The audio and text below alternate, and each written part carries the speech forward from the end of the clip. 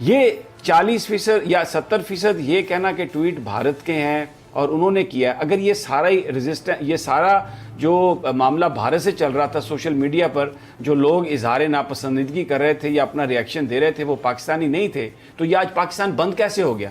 یہ آج ہڑتال کیسے ہو گئی؟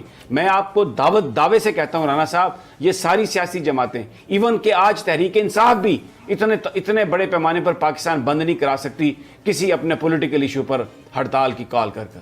یہ ناموس رسالت ہے، یہ مسلمانوں کے دل جو ہیں یہ نبی پاک صلی اللہ علیہ وسلم کی ذات کے لیے دھڑکتے ہیں۔ اور بات کو میں یہ اس بات پر مجھے یہ حیرت ہو رہی ہے کہ جو لوگ بیچ میں انفارمیشن دینے کا کام کر رہے ہیں، جو لوگ ساری چیزوں کو مانیٹر کر رہے ہیں، رانا صاحب مجھے لگتا ہے کہیں نہ کہیں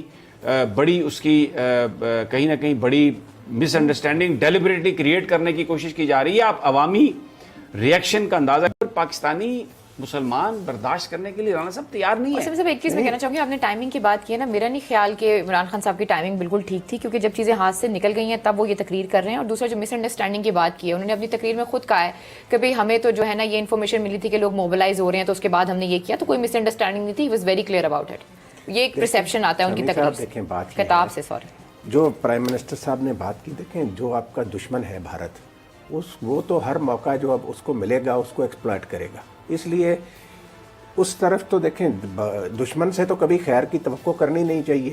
دشمن جو ہے وہ تو ہمیشہ آپ کو کوئی بھی بات ہوگی اس کو اس طرح، ماضی میں جو مختلف سیاسی واقعات ہوئے ہیں اس پر بھی انڈیا والے جو کچھ کرتے ہیں آپ کے سامنے ہی ہے، انڈین میڈیا جس طریقے کی گھٹیا حرکتیں کرتا وہ بھی۔ لیکن بات یہ ہے سمیع صاحب، یہ بہت سنجیدہ معاملہ ہے، اس پر وزیر اعظم پاکستان کو آگے بڑھنا چاہیے۔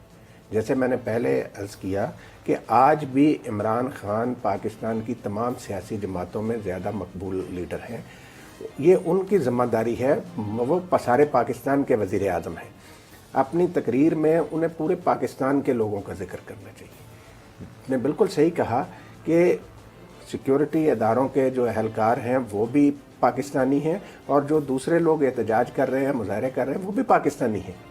وزیر اعظم کو تو سب کے زخموں پر مرہم رکھنا ہے، اور خود وزیر اعظم صاحب نے اپنی تقریر میں کہا کہ جو مقصد ان کا ہے وہی مقصد میرا۔ تو بات کر سکیں رانا صاحب، یہ معاملہ بڑا سنگین ہے، یہ معاملہ اس طرح کا نہیں ہے، اگر آپ اس کو دبانے کی کوشش کریں گے طاقت سے، وہ آپ نے دیکھ لیا یہ نہیں دبے گا۔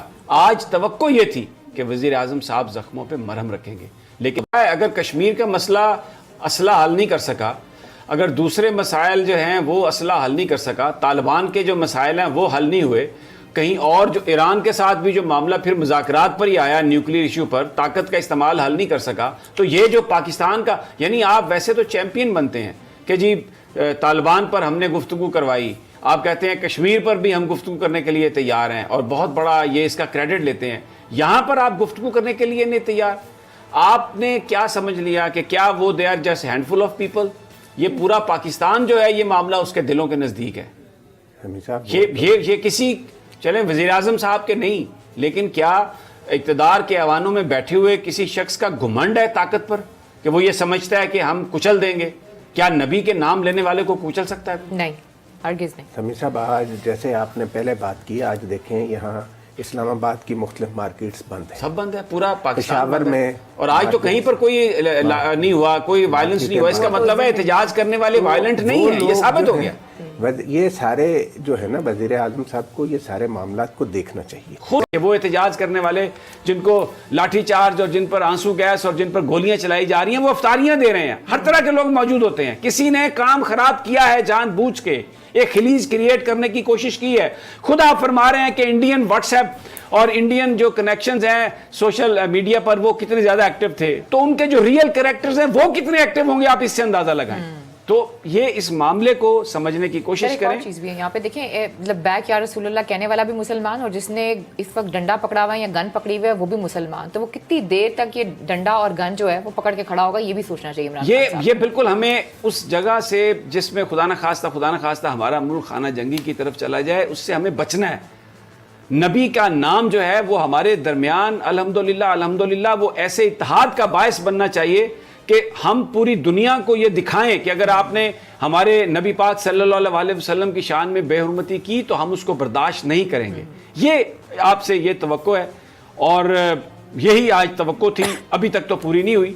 باقی یہ ایک ایشو ہے جس پر ہم بات کر رہے ہیں. بہت سارے دوسرے ایشو جو ہیں اس میں آپ کا جو سٹینس ہے, جس میں آپ کہتے ہیں کہ میں کوئی NRO نہیں دوں گا, میں کسی کرپشن کے آگے نہیں جھکوں گا, لوگ اس کی تعریف کرتے ہیں, لوگ اس پہ آپ کے ساتھ ہیں, لیکن یہ بہت بڑا ایشو ہے ناموس کا. خدا کے لیے ایسا کام نہ کریں جس سے